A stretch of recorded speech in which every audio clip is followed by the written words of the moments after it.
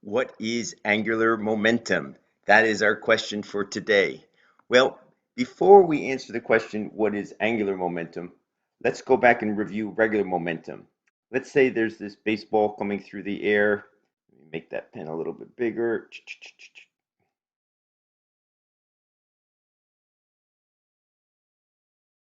It has a certain velocity v.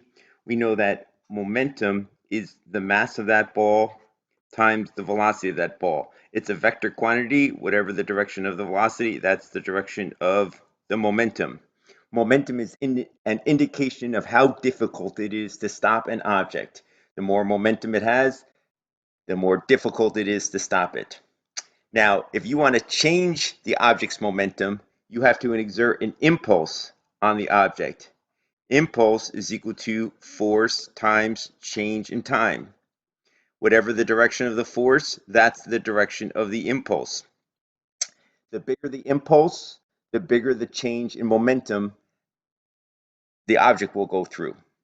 So, from Newton's second law, impulse is equal to change in momentum. We could expand that out and say that the force times the change in time equals the mass times the change in velocity. Now, today's lesson is about angular impulse. Angular impulse is an indication of how difficult it is to stop an object. And just like regular momentum is mass times velocity, angular momentum is angular mass or rotational mass or moment of inertia times angular velocity.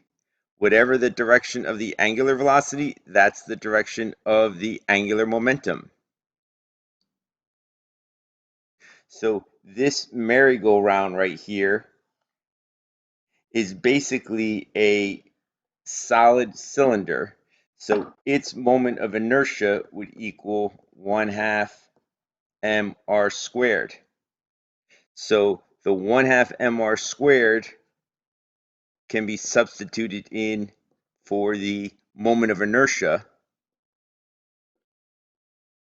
And then if that's multiplied by the angular velocity, that'll give you the angular momentum. Now, just like regular momentum can be changed by an impulse, angular momentum can be changed by an impulse.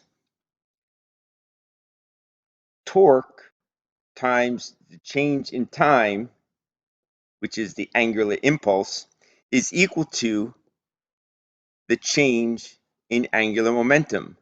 Again, the direction of the angular momentum is the same as the direction of the net torque acting on an object.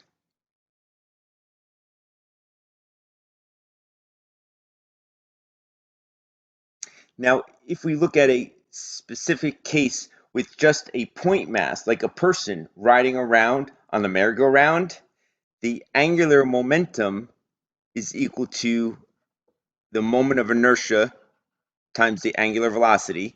That's the general formula that applies to all rotating objects. But in this case, the moment of inertia of a point mass that's orbiting a pivot point at some radius r here, it's just mr squared. So in this particular case, the moment of inertia is mr squared.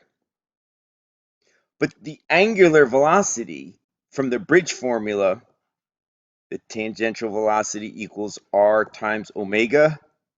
If I solve this for omega, omega is equal to this forward tangential velocity of the object divided by the radius. This is a square right here. And now, if you multiply this across, you get m times r times v, and I could rearrange that as m times v times r.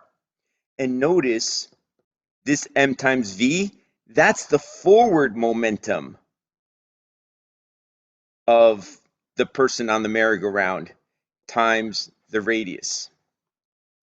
So this here is the general formula for all rotating objects.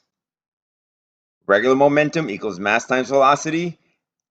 Angular momentum equals moment of inertia times angular velocity. This here is a specific formula when you have a point mass, m, orbiting a pivot point, a distance r away.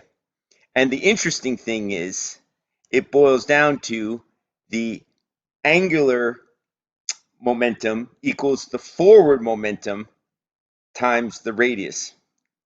Now, this does not follow all the other bridge formulas, because here we have our translational, and here we have our rotational. And notice the arc length is equal to r times the angular displacement. The tangential velocity is equal to r times the angular velocity. The tangential, I should put a little t here for tangential. Tangential acceleration is equal to r times alpha. However, in that last case, the angular momentum is equal to r times the regular momentum. Notice here, this is a rotational quantity.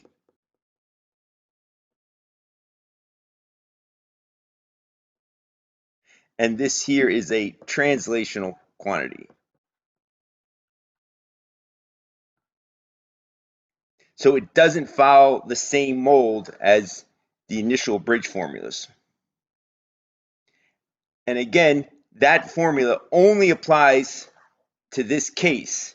It doesn't apply to all other cases. This is the general formula for angular momentum.